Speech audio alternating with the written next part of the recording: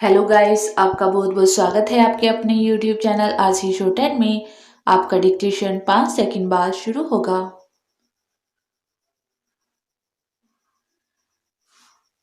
Start.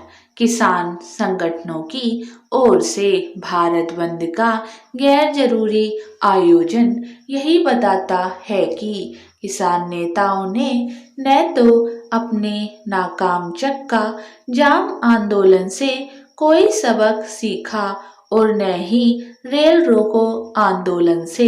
यह भी स्पष्ट है कि गणतंत्र दिवस पर ट्रैक्टर रैली के दौरान दिल्ली में मचाए गए उत्पात से भी उनकी सेहत पर कोई असर नहीं पड़ा।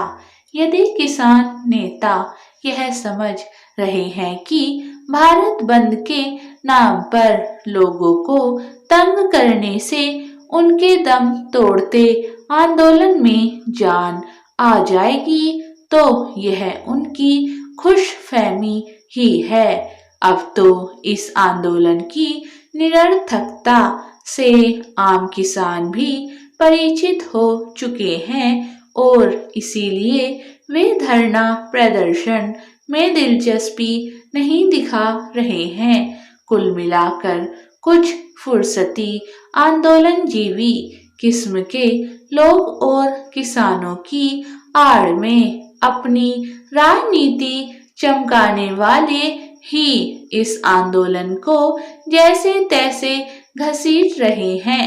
अब तो वे अपनी राजनीतिक दुकान चलाए रखने के लिए चुनाव वाले राज्यों में रैलियां भी कर रहे हैं। भले ही कांग्रेस और कुछ अन्य विपक्षी दलों ने राजनीतिक रोटियां सेकने के मकसद से संयुक्त किसान मोर्चे के भारत बंद को अपना समर्थन देने की घोषणा कर दी हो, लेकिन सच यही है कि वे भी यह समझ चुके हैं कि इस आंदोलन का कोई भविष्य नहीं। शायद इसीलिए व्यापारी संगठनों ने भारत बंद से किनारा करना बेहतर समझा। किसान नेता चाहे जो दावा करें, सच यही है कि कृषि कानून विरोधी आंदोलन ने सबसे अधिक अहित किसानों का ही किया है। यह बेमतलब का आंदोलन पंजाब, हरियाणा और पश्चिमी उत्तर प्रदेश के कुछ किसानों को वर्गलाने उकसाने में अवश्य समर्थ हुआ, लेकिन उसने इन राज्यों के किसानों के वक्त की बर्बादी ही की है। तमाम किसान तो ऐसे रहे जो कृषि कानून विरोधी आंदोलन के चलते अपने फल और सब्जियों को सही तरह बिक्री भी नहीं कर सके। विडंबना यह रही कि किसान नेता इसे किसानों के त्याग के तौर पर पेश करते रहे।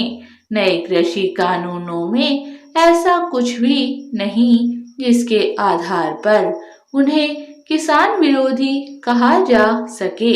ये कानून तो किसानों की उपज बिक्री के संबंध में एक और विकल्प देने वाले हैं। यह हास्यास्पद है कि उपज बिक्री के मामले में विकल्पहीनता की पैरवी करने वाले खुद को किसानों का हितैषी बताने में लगे हुए हैं। किसानों को अपने ऐसे फर्जी हितैषियों से सावधान रहने की जरूरत है। किसानों की दशा तब सुधरेगी जब वे आर्थिक रूप से सक्षम बनेंगे। नए कृषि कानूनों का यही उद्देश्य है। इस उद्देश्य की पूर्ति में बाधक बनने वाले किसान नेता, आड़तियों और बिचौलियों के तो शुभ चिंतक हो सकते हैं, किसानों के नहीं। स्टॉप।